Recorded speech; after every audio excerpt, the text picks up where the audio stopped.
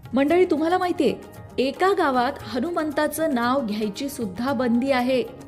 हनुमानाचं मंदिर तर त्या गावात नाहीच, पण नाव सुद्धा नाही घेऊ शकत तुम्ही.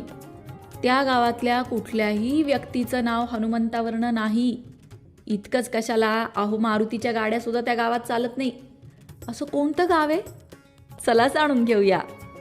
एक गोष्ट सगळ्यांनाच माहिती आहे की प्रत्येक गावात हनुमानाचं एकतरी मंदिर असतंच असतं. अहो, हनुमानाला तसं वरदानच आहे की प्रत्येक गावाच्या वेशीवर हनुमंत असणार म्हणजे असणार. पण नगर जिल्ह्यात मात्र एक गाव आहे जिथे हनुमानाचं मंदिर तर नाहीच, पण तुम्ही हनुमानाचं नाव सुद्धा त्या गावात घेऊ शकत नाही. आणि इतकंच नाही बरं का, त्या गावाचं नाव एका दैत्याच्या नावावरनं आहे आणि त्या गावामध्ये एका दैत्याची पूजा केली जाते. म्हणजे हनुमानाचं नाव घ्यायला आधीच बंदी आणि त्यात पुन्हा दैत्याची पूजा. ही काय भानगड आहे बाबा? त्या गावाचं नाव आहे निंबा दैत्य नांदूर, जे आहे नगर जिल्ह्यातल्या पाथर्डी तालुक्यात. आणि हेच ते गाव आहे जिथे कोणत्याही व्यक्तीचं नाव मारुती, हनुमान, पवन असं बजरंगबलीवरनं ठेवलं जात नाही. इतकंच नाही बरं का, तर या गावात ज्या निंबा दैत्याचं मंदिर आहे त्या निंबा दैत्यावर गावातल्यांची इतकी श्रद्धा आहे की इथला व्यक्ती अमेरिकेत जरी गेला तरी सुद्धा निंबा दैत्याचं छायाचित्र अर्थात निंबा दैत्याचा फोटो त्याच्याजवळ असतोच असतो. म्हणजे हनुमानाचं नाव घ्यायचं नाही आणि दैत्यावर श्रद्धा.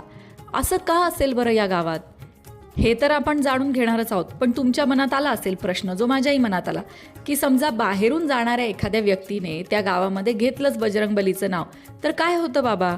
तर त्या संदर्भात जी माहिती मिळाली ती अशी की त्या गावात एकदा एक डोंबारी गेला होता. डोंबारी लोक कसरतीचे खेळ करण्यात पटाईत असतात. तर तो डोंबारी प्रत्येक वेळी कसरत करताना किंवा करून दाखवताना जय बजरंगबली असा जयघोष करायचा.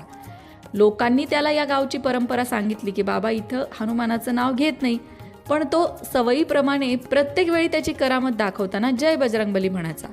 आणि झालं ना, दोरीवरनं पडून बेशुद्ध झाला तो. मग त्याला गावातल्या लोकांनी उचलून निंबा दैत्याच्या मंदिरात नेलं आणि तिथे तो शुद्धीवर आला. आता हा किस्सा ऐकून तुम्हालाही आश्चर्य वाटलं ना? मलाही वाटलं. आणि आणखीन एक कमाल गोष्ट माहिती आहे, अहो या गावात येणारे नवरदेवही हनुमान, मारुती, पवन नावाचे नसतात.